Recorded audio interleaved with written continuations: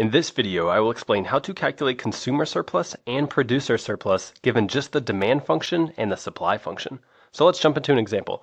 Let's say we're given the following demand function. Quantity demanded is equal to 40 minus 0.2p, where p is price.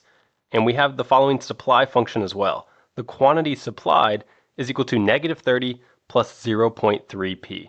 Now, I've gone ahead and graphed both the supply function and the demand function here. When we say that we want to calculate the consumer surplus and the producer surplus, the first step is we have to figure out what is the equilibrium price and equilibrium quantity, which on the graph will be this point right here. It's the point where the demand curve and the supply curve intersect.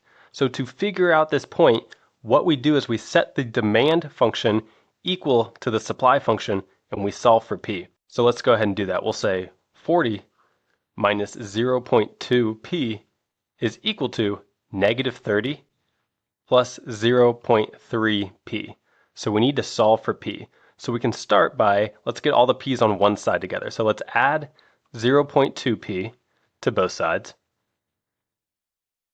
And then we want to get all the numbers on one side together. So let's go ahead and add 30 to both sides.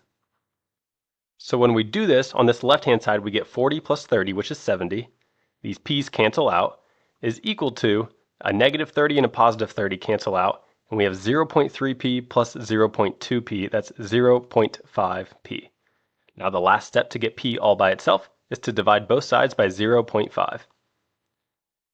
Now when we do that, 70 divided by 0.5, that turns out to be 140, is equal to, on this side, these 0.5s cancel out and we're left with p. So this is our equilibrium price. If we want to denote it, we can write p star. So our equilibrium price, let's draw a little dash on our graph, that's $140. Now to figure out the equilibrium quantity, all we have to do is plug in this 140 into either the demand function or the supply function. So it doesn't matter which one you plug it into. So let's go ahead and plug it into the demand function. So we'll say quantity demanded is equal to 40 minus 0.2 times, for p we're going to plug in a 140. So we get quantity demanded is equal to 40 minus 0.2 times 140, that turns out to be 28. So quantity demanded is equal to 40 minus 28, that turns out to be 12. So our equilibrium quantity, if we want to write Q star, that's equal to 12. So on our graph, let's go ahead and add that to our graph. So right here, our quantity is 12. So we found our equilibrium price and our equilibrium quantity. Now, the consumer surplus is going to be all of the area above the equilibrium price, but below the demand curve. So this area right here. So let's label that consumer surplus. Then the producer surplus is going to be all of the area below the equilibrium price, but above the supply curve. So let's go ahead and label that as producer surplus, PS. Now what we'll notice is that both the consumer surplus and the producer surplus are triangles. And the way that we find the area of a triangle is this formula right here. Area is equal to 1/2 times the base of the triangle times the height of the triangle. So for both of these triangles, their base is simply going to be 12, because remember, that's the equilibrium that we found. So this distance right here is 12. But we still need to find the height of both triangles. So we'll notice that if we can find this point right here, then we can figure out the height, because we can do this point minus 140. So this point, we'll notice that this is where the demand curve has a quantity of 0. So to figure out this point, all we have to do is plug in a 0 right here for the demand function and solve for p. So we have to figure out what that price is. So let's go ahead and do that. So I'm going to clear a little space over here. So let's plug in a 0 for the quantity and the demand function. So say 0 is equal to 40 minus 0.2p. Now remember, we're solving for p. So to solve for p, we can add a 0.2p to both sides. So we get 0.2p is equal to 40. And lastly, to solve for p, we can just divide both sides by 0.2.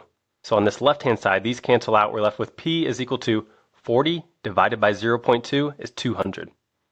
So this point right here on the graph is a price of 200. Then the last point we have to find is this point right here. We'll notice that this is where the supply curve has a quantity of 0. So we're going to plug in a 0 for the supply function and solve for p. So when we do that, we get 0 is equal to negative 30 plus 0.3 P. So to solve for P, we can add a 30 to both sides. So we get 30 is equal to 0.3 P.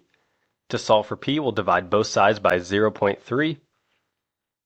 On this side, these 0.3's cancel out, and we're left with P is equal to 30 divided by 0.3. That turns out to be 100. So this point right here on the graph, this is a price of 100. So now we have all of the information that we need to figure out both the consumer surplus and the producer surplus. So I'm going to make a little room over here again. Okay, so let's start with the consumer surplus. We'll say CS for consumer surplus is equal to, remember that's just the area of this triangle right here. So 1/2 base times the height. So we get 1/2 times the base is this line right here. So that's 12 times the height of this triangle. That's the distance right here. So 200 minus 140. So let's write that, 200 minus 140. So we get the consumer surplus is equal to 1/2 of 12, that's 6. 200 minus 140, that's 60. And 6 times 60 is 360.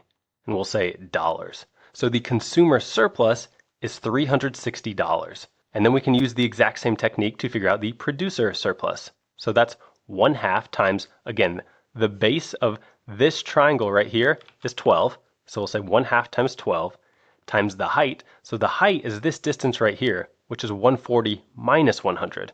So let's write that. 140 minus 100.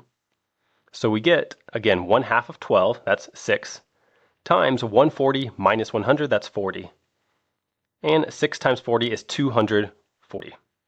And again, we'll say dollars.